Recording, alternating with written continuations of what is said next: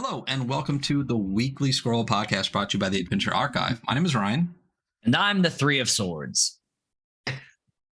And with us tonight, we have a couple of very special guests from the wonderful online shop Knave of Cups. We have Jen and Aya with us. How are you guys doing tonight? Hey. Hello. Good. Good, yeah. Again, and I say this every time, it's not like we haven't been talking for 30 minutes already.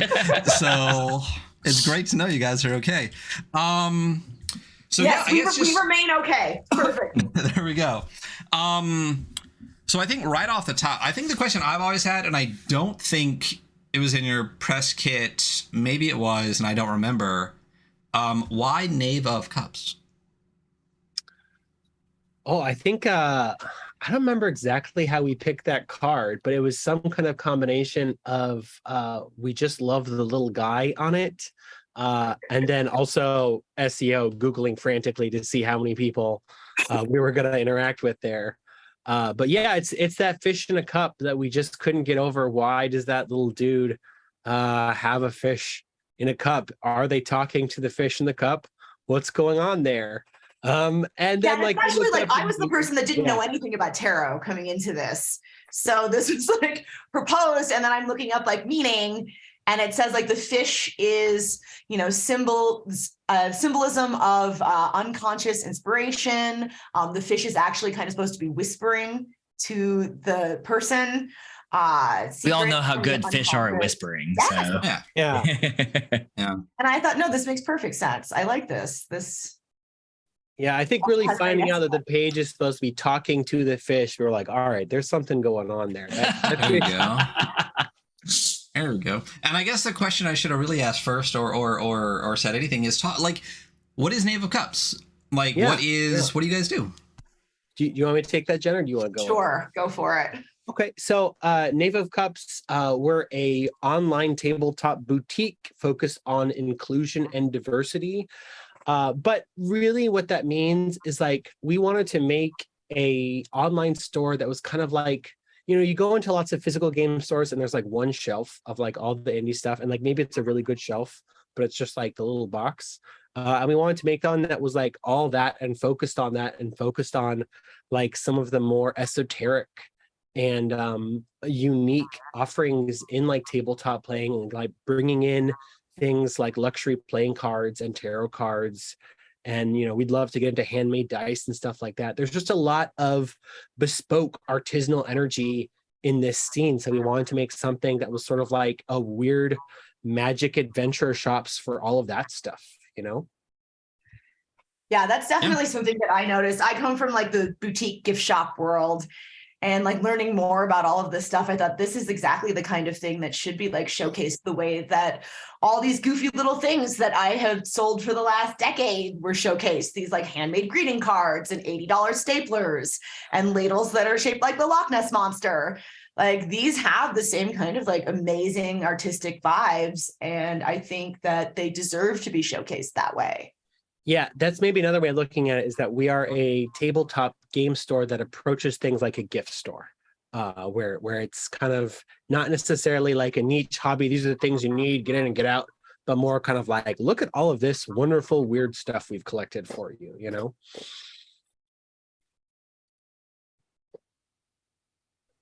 I think you're muted, buddy. I'm not muted. What are you talking about? You're just talking really quietly.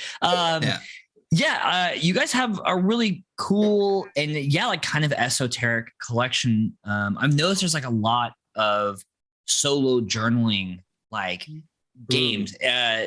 Is that a big focus for y'all? Is that a thing you're very inspired in doing? And I feel like we're going to get around to asking about Welcome to Habit Trails here in a second. But oh yeah, well, that's one thing is when we were starting, because Jen, the store kind of started out of a weird conversation Jen and I had on Twitter, but both Jen and I had sort of touched onto tabletop role playing as a hobby when we were younger and bounced off, and we talked about why that is and how that's related to how the dragon game is structured, etc. But for me personally, solo role playing is a way I got back in.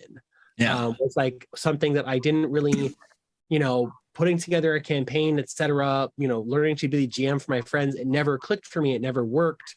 I played lots of GM-less games. I could get those together for friends, and I really liked those. But finding out about the kind of explosion of solo role-playing that has happened over the pandemic, etc., I was like, okay, I think other people would get really excited about this too. I think that there should be stores that are like targeting this, because I think there's a lot of people that would do this that maybe never are going to play Dragon game ever. Yeah, absolutely. And they were right, because it worked on me. I was the first person. That was the person. Yeah, that's true. Like solo gaming is like how Jen has like got into this, and Jen, I think, has played more solo games than I have at this point. What's your favorite one so far? Yeah, I've learned that I don't like it when people watch me imagine. I'm neurotic, and I think that that's awkward for me. And solo games definitely like give me that space to just kind of like do my goofy little wish fulfillment alone in my home office with my cat and a soundtrack. Very cool. So far, so Jen, if you're like a big solo game connoisseur, like what are some of your like favorites? So my two personal favorites, one of the first ones that I played kind of starting out was Lay on Hands. Okay. We've got it in the stores still, right? Yeah. And for me, I think a lot of it was this sort of open-ended magic apocalypse vibe that allowed me to kind of like mush together some of like the shows and things that I kind of secretly liked and would like to kind of engage with differently, but like do that thing where you just like read fan fiction quietly by yourself. And the idea that like I'm basically being like guided to write my own story. And like, that's what this gives me, is this like framework to be able to do that and make a character and create like the world the way that I kind of want to just by myself, was really, really cool. And now I am playing it for the second time. So nice. But and then my second favorite, of course, not of course, I guess, but honestly, genuinely, is Welcome to the Habitrails, which is AO's latest release. It is a tarot-based game. And the general concept that really got me was just this sort of sci-fi fantasy examination of feeling kind of trapped. It's got a very pandemic sort of flavor for me. And I found out like, wow, I have some like stuff to work out when it comes to like what that felt like in the beginning. I moved during the pandemic too. Like I moved across state lines, had to find a new job. Don't recommend. 0 out of 10 stars, 1 out of 10 stars. State lines during the pandemic. And being able to play this in this context that I loved, which is like things like Under the Dome and these kind of like creepy Twilight Zone vibe. You wake up in a neighborhood, you don't remember how you got there. You've got a bunch of neighbors you don't know. All the houses look the same. That's amazing. It's so cool. Jen is my biggest fan. I try not to be embarrassed by it sometimes, but yeah, it's also great to have someone in my corner like that. And that's actually a good point, is like that, Jen, you moved like a year before I did, and I moved to a different place from the pandemic. And like, I think that experience, like moving to a whole new town and then the whole world just like shuts down like afterwards, like that both I honestly like think Knave of Cups in that game for sure. Like the resonance of that, I was like, wow, okay, yeah, just give me a way to like examine some of this, but in like a fun way. Yeah. Like in like a goofy fun way. Like, am I in outer space? Maybe. So you guys obviously knew each other prior to, I guess, moving away. Yeah, we're both from Omaha, Nebraska, and then we like split off into other ways. We met each other doing experimental theater in Omaha, Nebraska. So real weirdo art hours.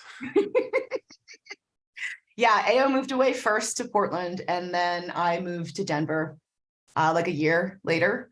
Yeah. But yes, we met like making weird immersive art and these like really strange in Omaha, Nebraska.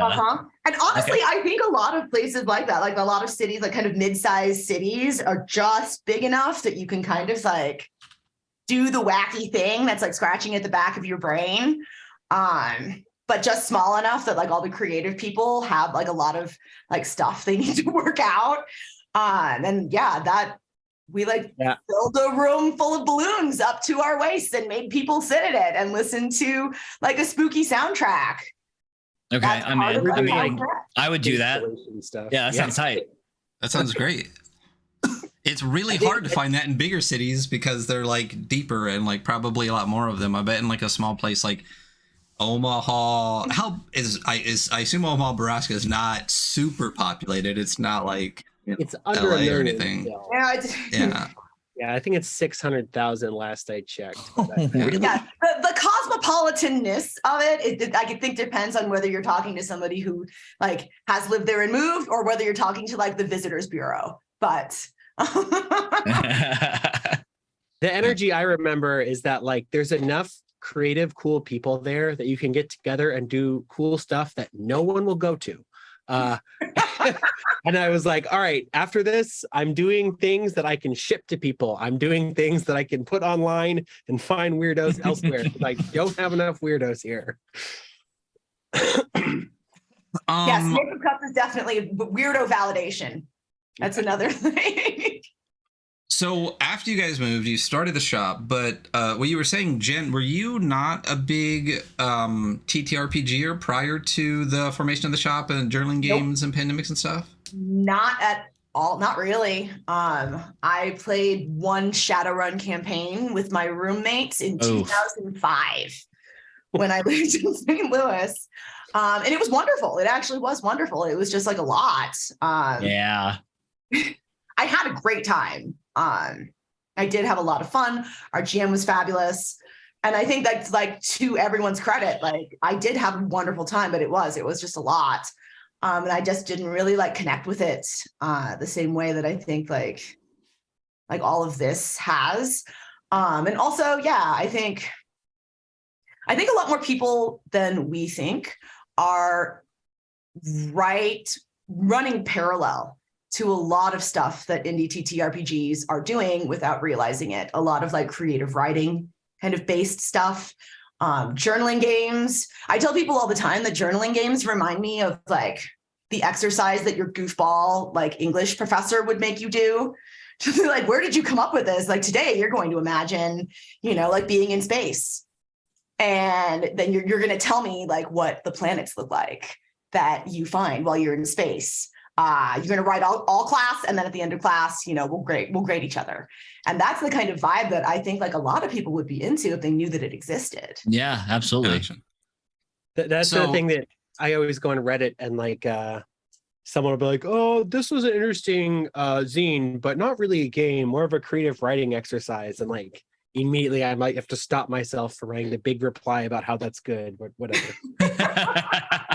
Hey, games are games, and I love the solo explosion in the pandemic was fantastic, and I have a ton of solo journaling games. Like obviously Wretched and Alone blew up, which I think really helped push the solo gaming through the pandemic, and then like the million variations of that, which are still fantastic. I've always been more of like a solo adventure gamer. Like I really love 12 Years. Marching Order, which we did last week, was fantastic.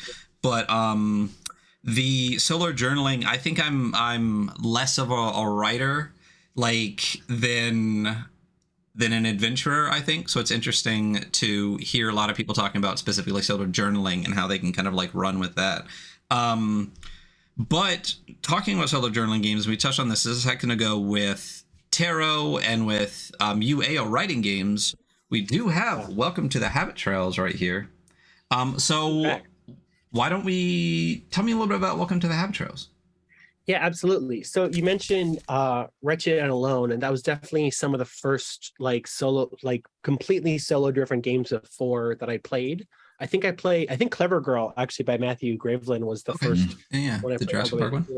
And like I'm definitely, I have a background in writing, so like I tend to be like the dude that writes a freaking novel with their journaling game as opposed to just like the little bullet points I think a lot of people do.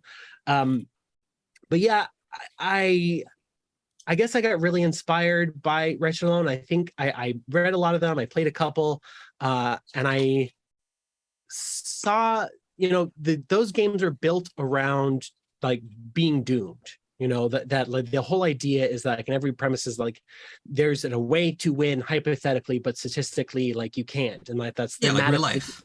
Yeah. Yes. And some other people were writing about why there's an explosion of write alone games, and it's because like it's this very predictable structure that it's easy to write to. You know, you can like, you have an outline basically going into it. You don't have to worry about balancing because it's not really about stats or anything like that.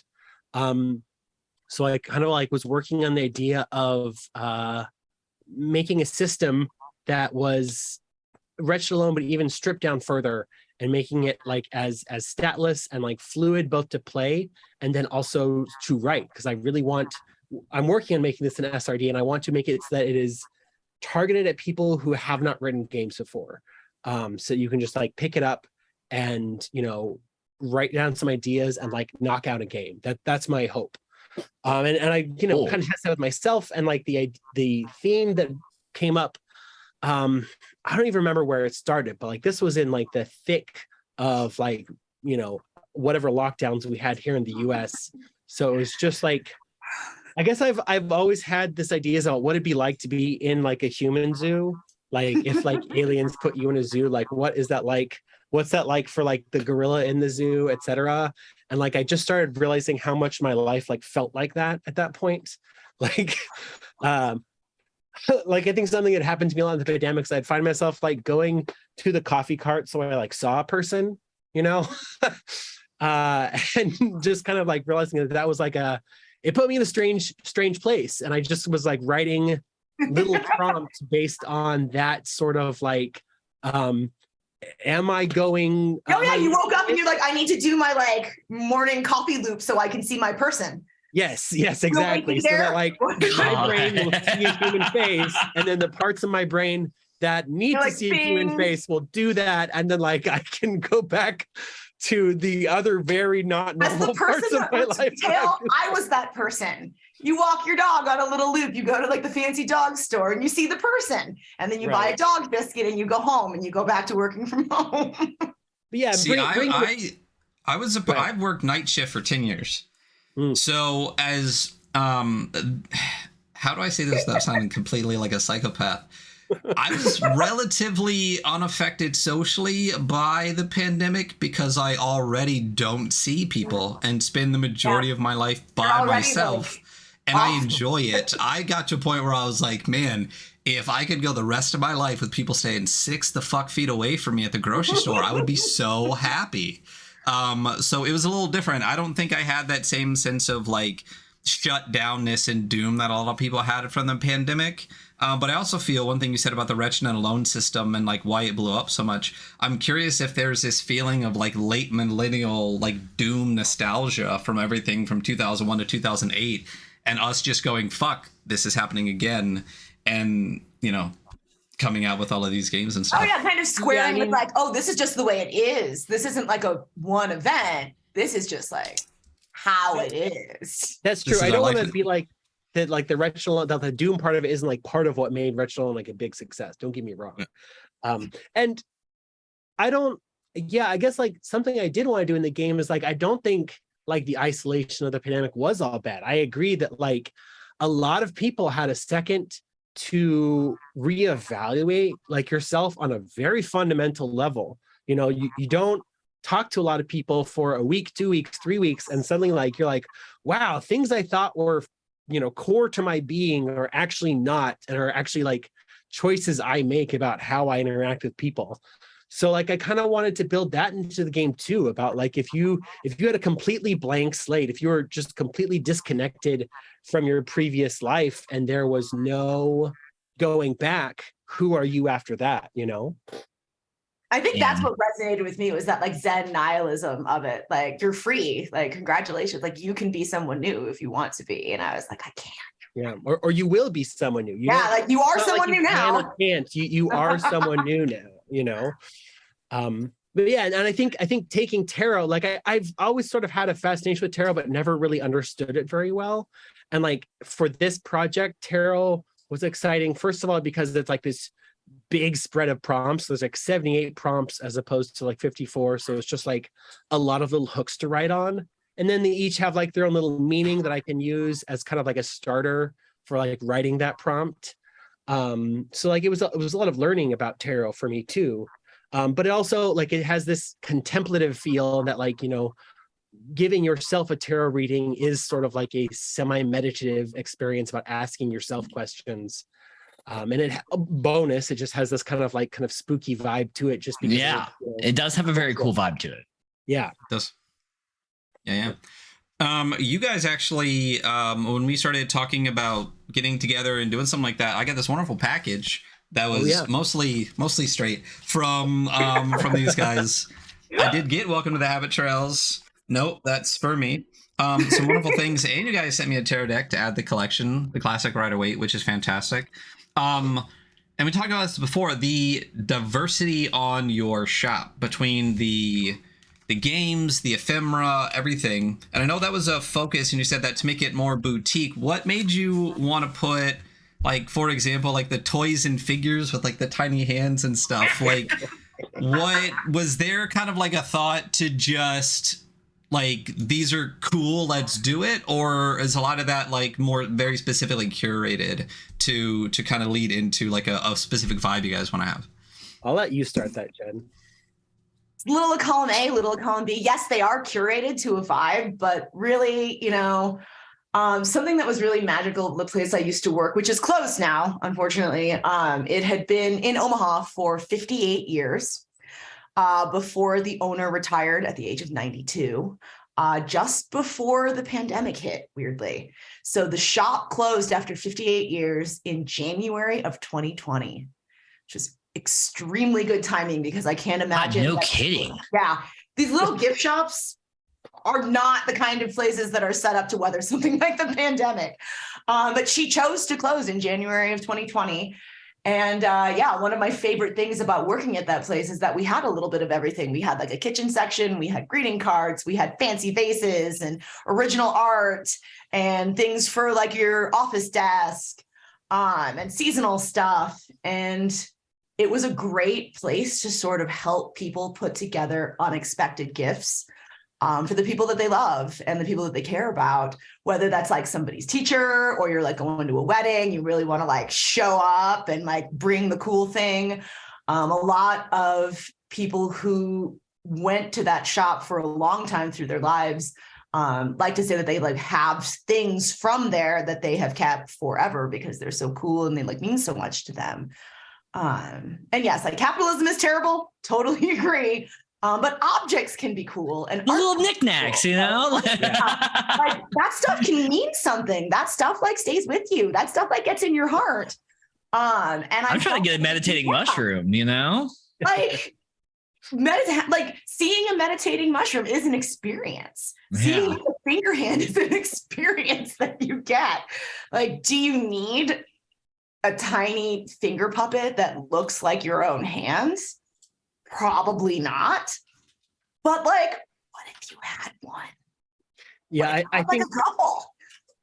Jen and I definitely like connected and like started the store over like just a love of like finding and collecting like weird, delightful stuff. Yeah, I think like delightful is like a word maybe. That's a really, really great way to describe it because it is like weird and delightful. Like I love the itty bitty tardigrades. And like it's just like I'm like, oh, I kind of like get, or like the 24 pack of the random it's like the black and red looking just like little adventure figures. I'm like, damn, I kind of want, like I have a whole desk. Like I could just those little like 70s fantasy guys. Yeah, totally. I love those and guys. like tall boots. I think like they look like a music, like if like the producers of Hair made like a Dungeons and Dragons musical. Hell yeah. Yeah, there's one that's like fully not wearing pants, but wearing like thigh-high boots. That one's my favorite. That's the best look I could ever imagine. So it is a classic one. It's true. I'll say one of my favorite. Oh, sorry, real quick. I would say if we're talking about our favorite things from the shop, one of mine has to be because I bought only like 1 million of them. The Frazetta art trading cards. So validating. Yeah. Those are AO's favorite thing. Yeah. I got a couple. Sorry, are those the trading cards? Yeah. Oh, dude, those things are fucking look cool, man. They're so cool. They're so cool. So these are all open. I just like keep them sealed so that they. And I also in the package I got from Knave of Cups, they put a couple other ones that might end up in the box that I send to you every 6 months, Hunter. Yeah. So everyone gets a trading card in their package, and like I don't think I've ever said this out loud, but like I definitely like spend more time than I should like looking at someone's order and be like, what vibe is this? And then like going through like our giant library of like trading cards and be like, I think this is the right one. So like just know if you get a package, like I thought about that for me. Oh, yeah, I only have 15 packs so far. So there's still some that I haven't got out of the 100, so I'll have to just keep going with the next order. Yeah, the trading cards are definitely like my windmill that we're tilting at. I wish that people still made products like that. Like I think it's just great to have just little pieces of a cardboard that are also like a painting that someone sweated over for like 3 years or something. Like a full-on painting. Yeah.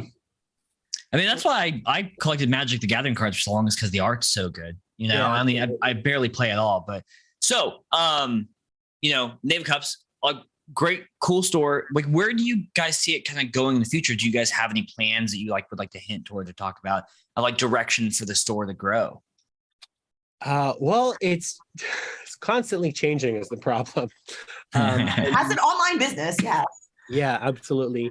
But I mean, we're definitely working on this micro publishing stuff. We're like, we talked about Welcome to Habit Trails, which is a game that I made and we published through that.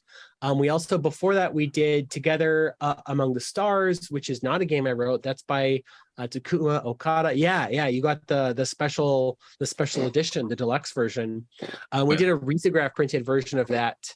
And we're going to be doing more of those. We actually have a solo game that we're working on for that right now that I don't know if we should announce yet, so I'm not going to say the title right now, but we will be announcing soon. We're doing another risograph illustrated one, and we've got at least another game that we're hoping to help someone publish in the future. So we want to do more of that, where we're taking games that have already been written and published digitally, but maybe for whatever reason didn't quite make sense for the creator to make a physical version of, and helping them make like a physical version with really nice vibes. You know, because I think there's a lot of games right now that are PDF only that would have broader appeal, but newcomers are not going to buy PDFs. And if you make like just a, you know, nice looking object piece of paper, they're much more willing to pick it up, you know.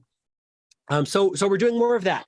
And we also have we've expanded into the tarot decks, and we're trying to, there's a lot of tarot-driven TTRPGs already. And what we're really hoping to do is kind of introduce TTRPG people to all of the wonderful independent tarot decks there are. Because there's lots of, you know, energy in that space, and there's lots of great artists doing incredible work for tarot decks. And then also we really hope to bring some people who are just into tarot decks for doing divination and show them kind of what there is in terms of solo games or, you know, tarot-based games. They're not quite the, you know, not a 5e expansion that uses a tarot deck kind of thing, you know? Right. But yeah, I think that's like the two prongs we're focused on right now. Is that like micro publishing and like trying to like thread together tarot reading and TTRPGs a little bit more. Very cool. I'm really looking forward to that. It's like a curious question, you know, like we wanted to know if other people would be into the kind of like vibe that we were going to put out there. And yeah, so far so good. Good. Yeah. I mean, I think tarot really feeds into like, I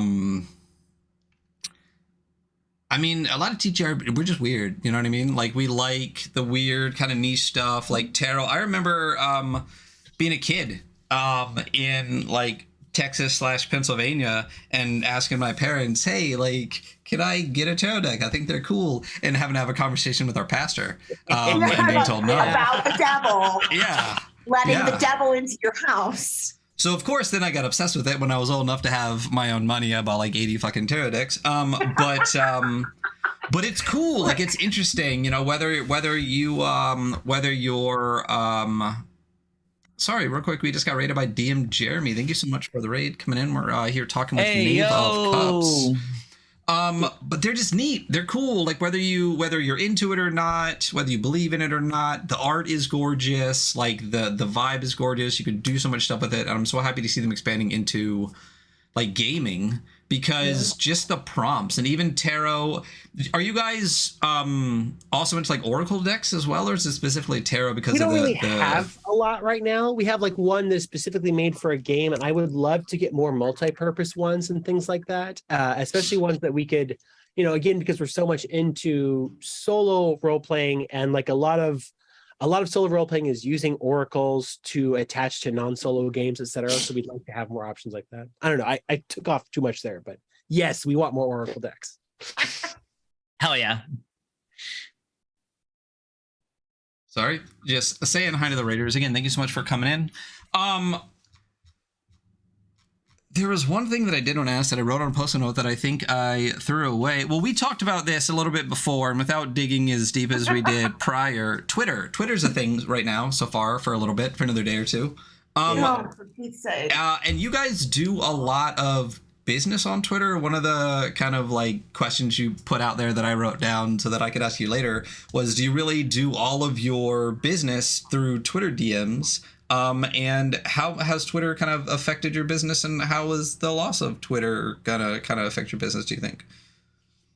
Yeah, you want me to start here, Jen? I mean, we're sad. We're sad. Yeah. We're operating on the premise that Twitter is going to disappear in the near future.